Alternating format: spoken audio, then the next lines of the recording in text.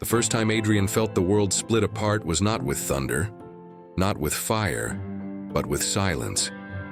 A silence so absolute, it rang louder than any explosion.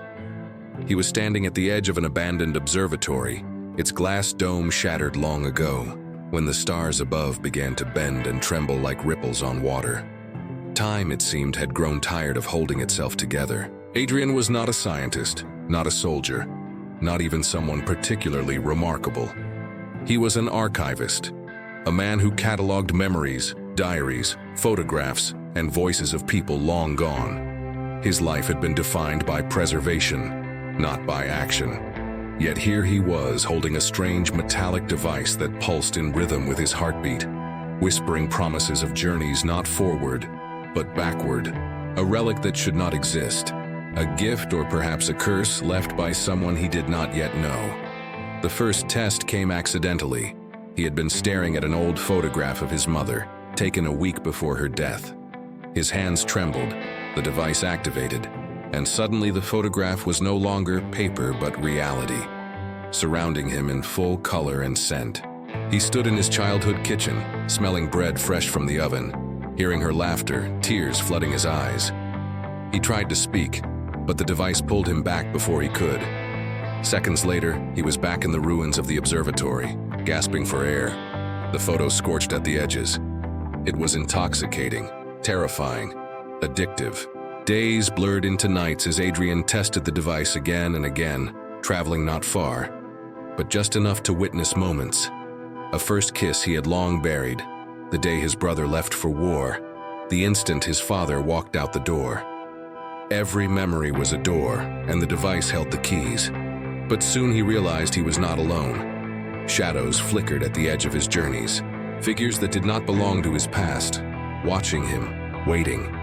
The device began to whisper, not in words, but in choices.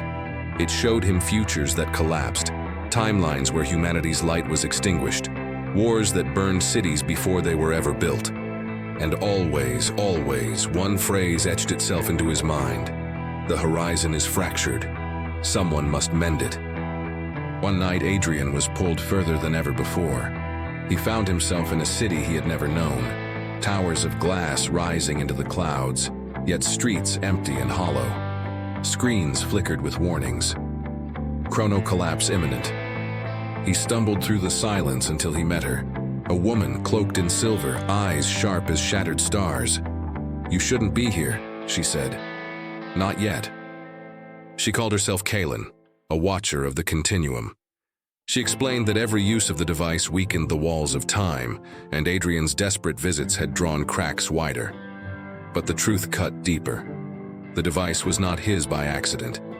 It was left for him, by him. A future self, broken by regret, who had tried and failed to stop the unraveling. "You are the fracture and the healer," Kaylin said. "The choice will always be yours." Adrian's world spun. The idea that his future self had doomed him to repeat this cycle felt unbearable. Yet Kaylin insisted. There was one chance left, one convergence point. A moment in history where a single sacrifice could restore the balance or doom everything forever. The coordinates burned into his mind. Vienna, 1914. Adrian resisted. That date was no coincidence. It was the spark that ignited the Great War, a death that cascaded into millions more. He knew enough history to recognize the target. If he interfered, if he saved the wrong person or ended the wrong life, the ripple would tear everything apart. But to do nothing was to let the fracture consume all of time. The journey was violent. The air split with thunder as he arrived in a crowded square, the day hot with tension. He saw the carriage, the man inside, and the pistol gleaming in an assassin's hand. His heart froze. The Archduke. The world pivoted on this moment. Every instinct screamed at him to stop it, to save the Archduke, to prevent the war. But Kaylin's voice echoed in his mind. Some tragedies preserve the future. Some salvations destroy it. Adrian lunged, not at the assassin, but at the Archduke himself. He pulled him down just as the bullet fired, ensuring the shot missed entirely. Gasps filled the square, the world shuddered. For a heartbeat, silence. Then reality cracked. The sky split open, stars bled across daylight, and people screamed as they dissolved into fragments of memory. Adrian realized too late. He had chosen wrong.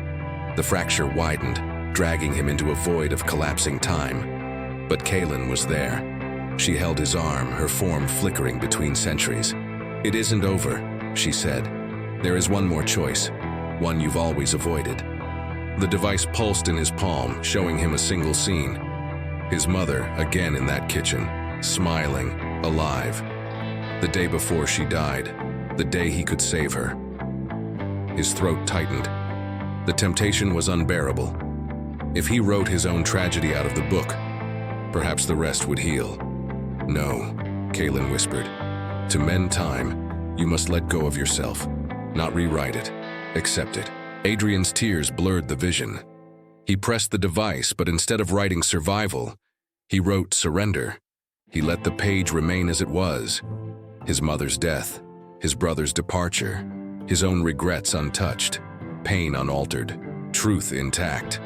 The void trembled, the cracks sealed, light flooding the darkness, stars aligning back into their constellations. Time exhaled. Adrian fell back into the observatory, the device now inert, nothing more than metal and silence.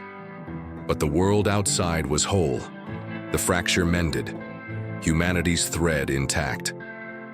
He stood there for hours, watching dawn creep across the sky. For the first time, he understood. Salvation had never been about rewriting pain. It had been about carrying it, learning from it, and still choosing hope. Years later, the library he once worked in held a small plaque with his name. Not a hero, not a conqueror, just a man who preserved memories, who kept the stories as they were. And in that truth, humanity found strength. For as long as stories are remembered, time endures, and as long as hope survives, so do we.